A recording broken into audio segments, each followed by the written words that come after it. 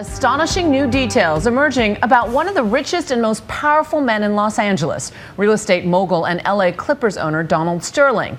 A racist rant caught on tape by an alleged former mistress got him banned for life from the NBA today. And now another woman's description reveals even more shocking details about Sterling. Here's ABC's Ryan Smith. The decision came down like a slam dunk. Effective immediately, I am banning Mr. Sterling for life from any association with the Clippers organization or the NBA. Donald Sterling, the embattled billionaire owner of the Los Angeles Clippers, caught on tape making a racist rant and setting off a national firestorm of outrage, is out. The views expressed by Mr. Sterling are deeply offensive and harmful.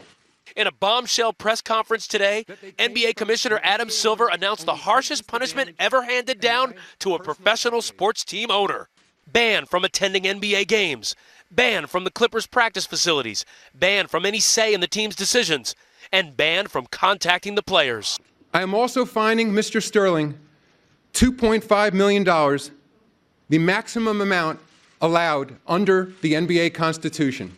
The stunning announcement came after a league investigation confirmed the voice making those racist remarks in the recording is, in fact, Donald Sterling. Yeah, it bothers me a lot that you want to broadcast that you're associating with black people. The league's decision to remove Sterling as owner met with widespread praise across the basketball world. We all started clapping because he handled it the right way. After initial outrage, disappointment, and sadness, I think today is a very proud moment. He did a wonderful thing today. You know, we love this diverse game, and, hopefully the Clippers could begin their healing process. The celebratory mood today is in stark contrast to the fierce outrage when those recordings first surfaced over the weekend. Don't come to my games. Don't bring black people and don't come. Recordings of Donald Sterling, worth an estimated $1.9 billion, speaking to his alleged former mistress, V. Stiviano, earlier this month after she posted a photo of herself and Hall of Famer Earvin Magic Johnson on Instagram. Don't put them on Instagram so the world has to see it, so they have to call me. And don't bring them into my games, okay?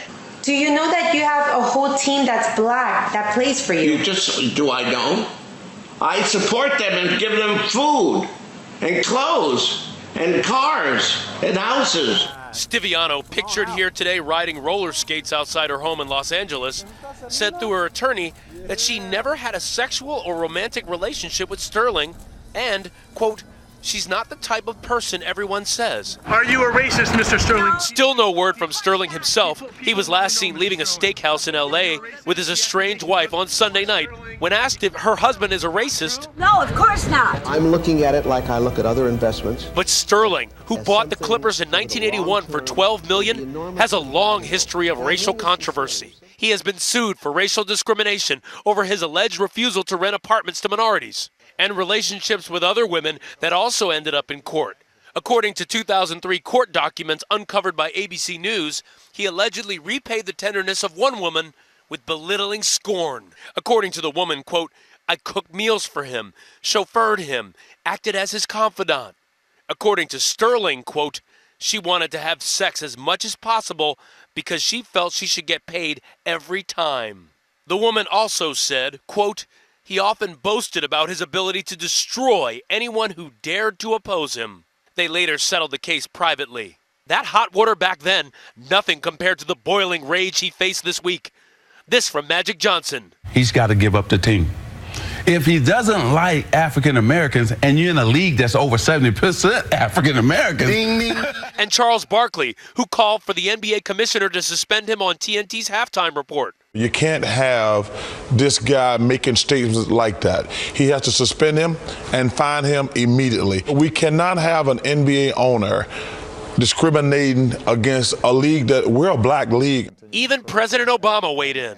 When ignorant folks want to advertise their ignorance, you don't really have to do anything, you just let them talk. As for the Clippers, a silent protest. Players removing their warm-up jackets and wearing their shooting shirts inside out to hide the Clippers logo.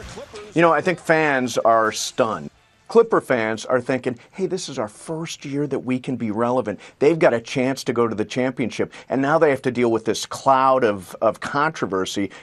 Other teams standing with them. The Miami Heat turned their warm-ups inside out before their game last night versus the Charlotte Bobcats. As the pressure mounted on the NBA to act, the basketball world watched with bated breath as the commissioner took the podium today under a white-hot spotlight only months into his tenure, delivering a message loud and clear. Sterling is not fit to own an NBA team. The views expressed by Mr. Sterling are deeply offensive and harmful. We stand together in condemning Mr. Sterling's views. They simply have no place in the NBA. And he wants to force him to sell it. I will urge the Board of Governors to exercise its authority to force a sale of the team, and will do everything in my power to ensure that that happens. Now it's up to the other NBA team owners. I will 100% support Commissioner Silver on this. Owners like Vivek Ranadive, who recently bought the Sacramento Kings, and as an Indian American is a minority himself. I came here at the age of 16 or 17 with $50 in my pocket, and I have never encountered any kind of racism. And the NBA is colorblind. They've received me with open arms. He says owners like Sterling are the exception. My experience with the owners has been that they're amazing people. They're colorblind. They recognize that basketball is a global sport. It's the sport of the 21st century, and that there's a code of conduct that's expected. Legendary player Shaquille O'Neal, now also a part owner of the Sacramento Kings, stands by the commissioner. They have strong evidence now, especially after hearing Mr. Sterling on the tapes. And, the way Mr. Silver handled it was beautifully done. According to the league's constitution, the commissioner will need 75% of owners to help force Sterling out. Other reactions to the league's unprecedented decision have been flooding in. Adam Silver today was fantastic. Personally, I thought he made a decision that really was the right one. Former NBA great Kevin Johnson, representing all the players, said this ugly episode should serve as a warning. I hope that every bigot in this country sees what happened to Mr. Sterling and recognizes that if he can fall, so can you. It was a great day for the NBA. It was a great day for all people of all races, but especially, African Americans. As the Clippers took the court tonight, the fans were celebrating what seems to have become the new Clippers motto, "We are one." For Nightline, I'm Ryan Smith in Los Angeles.